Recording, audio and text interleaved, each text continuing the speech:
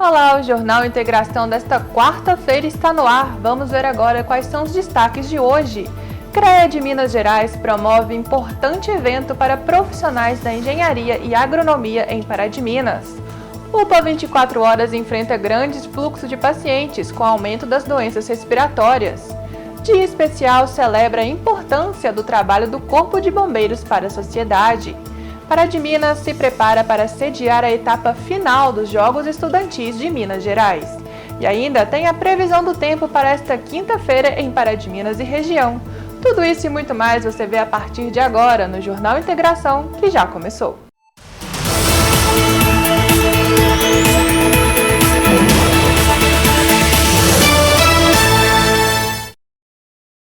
Uma ótima noite para você! Começou ontem em Pará de Minas a plenária do Conselho Regional de Engenharia e Agronomia de Minas Gerais. Serão 2 dias de programação com o objetivo de aproximar profissionais da região com as ações realizadas pelo CREA. Quem vai nos dar mais detalhes é Isabela Bani. A programação deu início agora há pouco com uma reunião voltada aí para as mulheres que estão no mercado, né? Mostrar os desafios e mostrar também o potencial do público feminino aí ligado ao CREA, tanto das áreas, né, de engenharia, agronomia e também geociência. E quem vai dar mais detalhes para a gente da programação da plenária, né, que volta nessa quinta-feira, é o Jackson Marinho, inspetor do CREA aqui em Pará de Minas. Jackson, muito importante para Pará de Minas sediar um evento como esse, né? Exatamente. Vai ser a primeira vez que Pará de Minas cedia a plenária do CREA. Né? A plenária ela conta aí ela é presidida pelo presidente do CREA, juntamente com todos os conselheiros aí vão participar também. Quais são assuntos, né, discutidos durante essa ação? A plenária ela é um colégio que delibera, né, sobre as principais ações aí do CREA. Então vão ser analisados aí autos de infração, questões de fiscalização e também questões pertinentes aí à jurisdição do CREA. E os profissionais das áreas, né, aqui da região podem participar? É necessário fazer inscrição? Como que vai funcionar? Não, todos podem participar, né? Fica o convite aí, vai ser realizado amanhã na FAPAM. Nós temos a reunião da Câmara primeiro, né, no período da manhã, que seria ali às 8 horas, e às 13h30 inicia-se a plenária. Então é um momento importante para os profissionais da área. Exatamente, um momento importante, a primeira vez em Pará de Minas, então assim, não é uma oportunidade que a gente tem, né, com uma certa frequência, então é muito importante aí a participação de todos. Muito obrigada pelas informações. Então o evento todo ele será realizado na FAPAM, né? Agora é realizada uma palestra para o público feminino e amanhã tem mais programação às 8 da manhã e depois às 1h30 da tarde. Todos estão convidados. Voltamos ao estúdio. O tempo frio e seco provoca diversos problemas de saúde. Especialmente nesse ano, o município tem registrado um número grande de pacientes com as chamadas síndromes respiratórias agudas. Na UPA 24 horas, que recebe os casos mais graves, o fluxo de pessoas tem sido grande, mas muitos desses casos poderiam ser evitados com medidas preventivas adequadas. Com as chegadas do outono e do inverno, os casos de síndromes respiratórias agudas disparam. Nesse ano, o problema tem atingido principalmente crianças pequenas, mas a diversidade dessas síndromes, que podem atingir todas as faixas etárias, liga o alerta, já que muitos casos podem ser graves. O município chegou a decretar situação de emergência em saúde pública em maio. Segundo o diretor técnico da UPA 24 horas de Pará de Minas, em 2025 o movimento por lá tem sido intenso, mais do que o normal nessa época. Tirando a questão do Covid, né, que foi um período assim muito tenebroso, né, na vida pública brasileira, acaba que nesse ano a gente tem visto principalmente as crianças, né, principalmente as menores de 2 anos, sofrendo com a bronquiolite. A gente tem visto casos mais graves, infelizmente não é raro a necessidade de um paciente ser entubado e ser transferido, né, para algum outro local, às vezes até longe de Pará de Minas, mas se precisa do tratamento tem que ir. Então a gente tem sim visto um aumento, principalmente nesses últimos 2 meses, onde a gente teve um pico, né, de bronquiolite muito importante, com quadros bastante graves, mas que agora também a gente já tem visto uma diminuição, já tem chegado a valores mais normais daquilo que a gente esperaria para esse período do ano, daquilo que é o normal. As síndromes respiratórias podem surgir com vários sintomas. Cada pessoa pode manifestar de uma maneira diferente, dependendo da faixa etária, por exemplo. Normalmente, o que a pessoa vai apresentar? Ela pode apresentar uma tosse, uma coriza, às vezes uma dor de garganta, né? Isso tudo são sinais mesmo de uma infecção respiratória que inicialmente pode ser tratada em casa, fazer uso de dipirona, né? Fazer uso de paracetamol. O problema ele realmente começa, né, quando o paciente começa a ter alguns sinais de gravidade, né? Como, por exemplo, uma falta de ar, uma sensação de falta de ar, começa a ficar com a cianose, né, que são os dedos um pouco mais azulados, paciente que fica com uma frequência respiratória muito aumentada. Então, tudo isso já são sinais de gravidade que já tem uma indicação de procurar atendimento no posto de saúde e, no caso dos sintomas de gravidade, tem que procurar a UPA. O médico recomenda que, mesmo em casos de síndrome com sintomas leves, as pessoas procurem uma unidade de saúde, para que elas tenham orientação adequada e um diagnóstico mais preciso. Já nas situações de gravidade, o ideal é buscar atendimento na UPA. Obviamente, a gente sabe que o posto de saúde não está aberto a todo momento, então qualquer coisa procurar a UPA de Pará de Minas, mas é importante entender que aqui normalmente são para os pacientes mais graves, que já estão com uma dispneia, às vezes com uma necessidade de uma ventilação não invasiva, né, que é utilizar o oxigênio em alto fluxo, que às vezes é colocar o paciente na VNI, que é uma máscara que empurra o oxigênio para o pulmão do paciente, e às vezes até mesmo intubação, pode acontecer. Algumas atitudes são importantes para evitar contaminações nessa época, como utilizar máscaras e manter os ambientes arejados.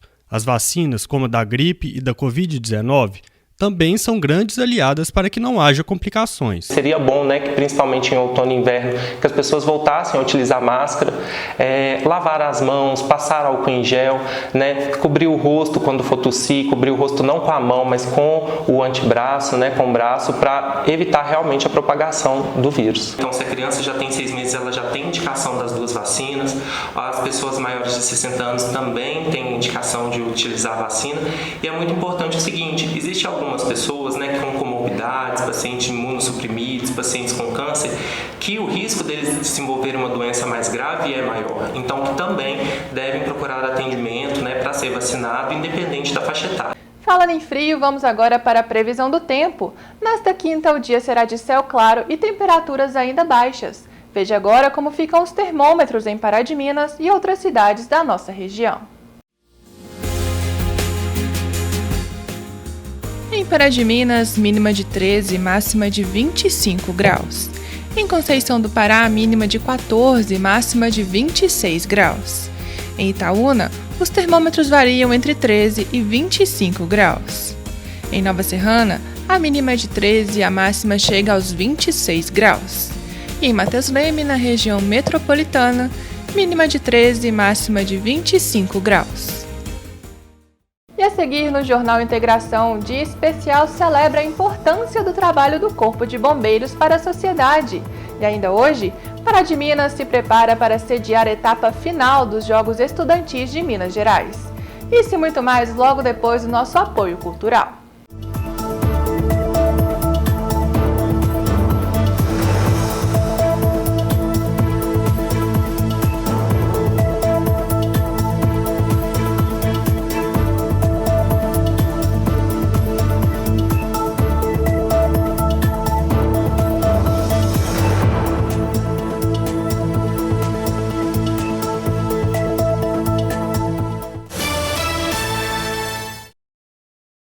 Hoje, dia 2 de julho, é comemorado o Dia do Bombeiro. Em Pará de Minas, a corporação se destaca pelo trabalho em salvar vidas e promover ações de cidadania. A nossa equipe conversou com o comandante da unidade para saber mais sobre essa profissão tão admirada.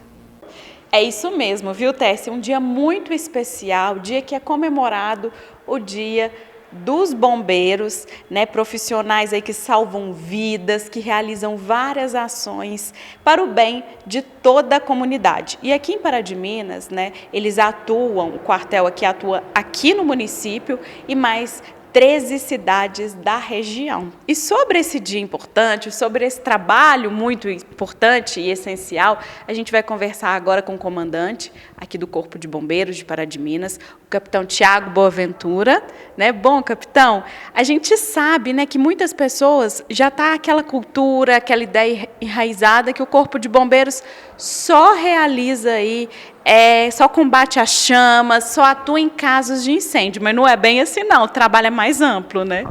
Primeiramente, eu gostaria de parabenizar todos os bombeiros pelo nosso dia, é uma grande satisfação, né? E realmente, algumas pessoas pensam que o Corpo de Bombeiros atende somente incêndios.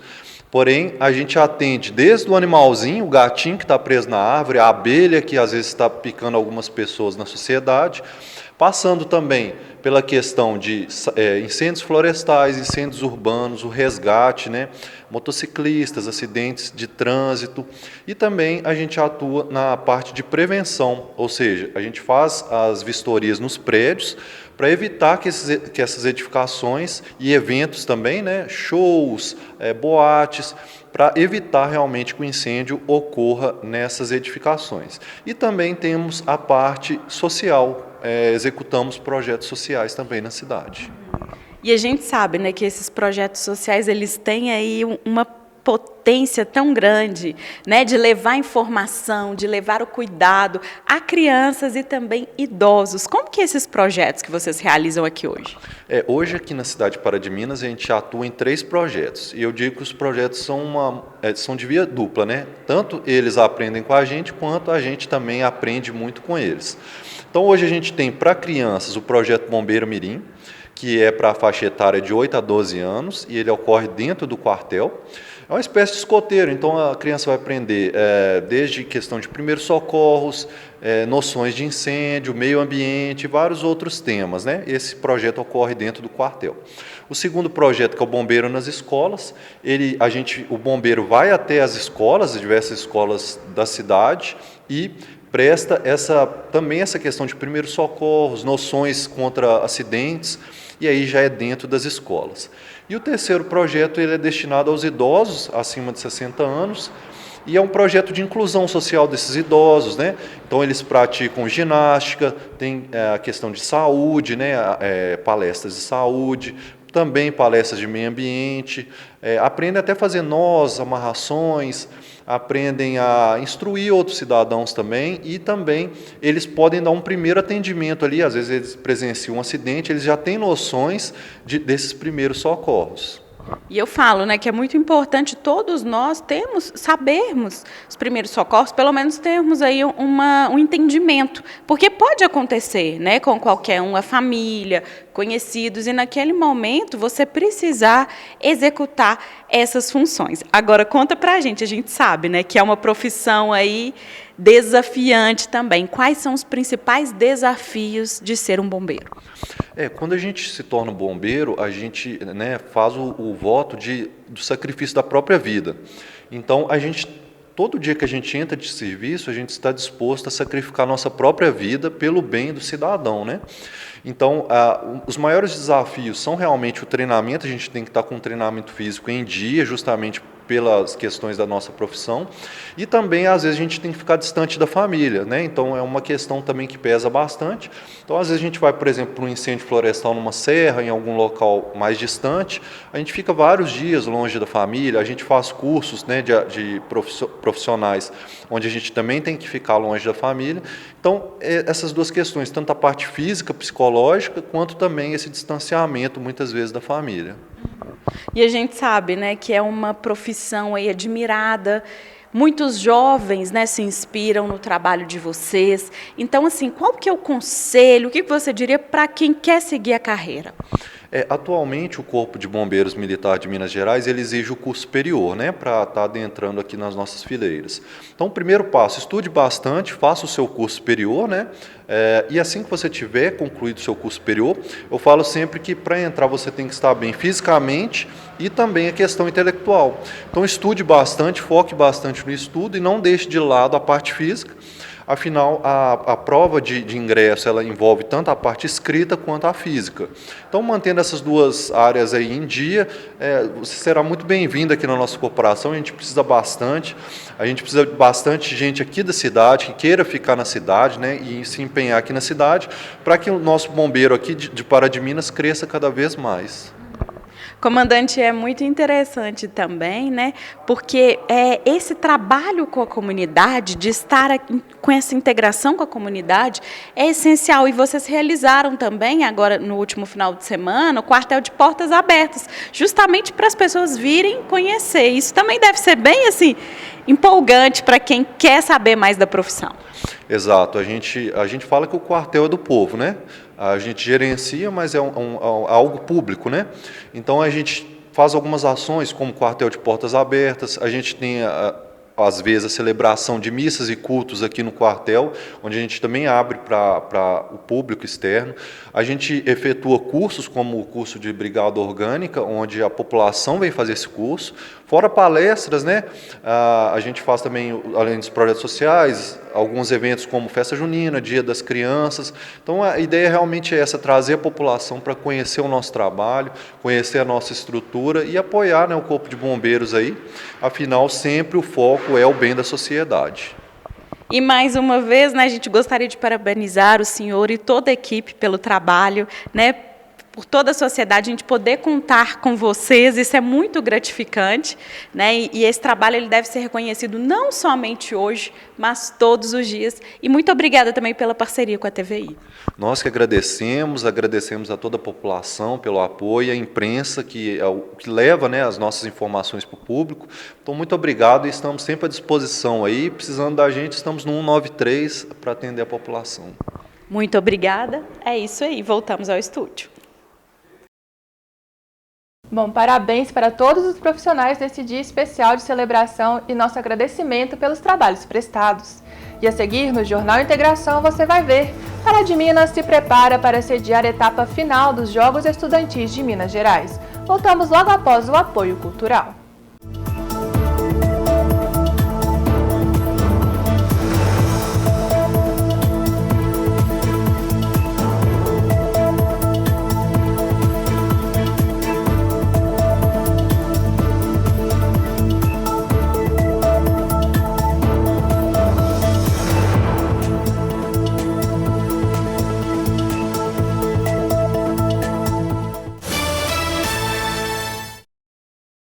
Pará de Minas se prepara para receber a etapa final do JENG, os Jogos Escolares de Minas Gerais. E representantes dos órgãos envolvidos falaram sobre a novidade nesta quarta-feira. Vamos conferir.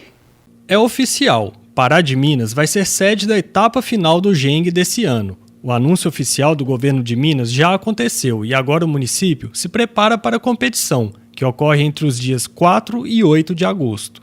A gente sabe da importância que é isso. São mais de 300 municípios que estarão mandando seus alunos, né, alunos de 12 a 16 anos, seus atletas, para poder participar da final, né, desse grande torneio, né?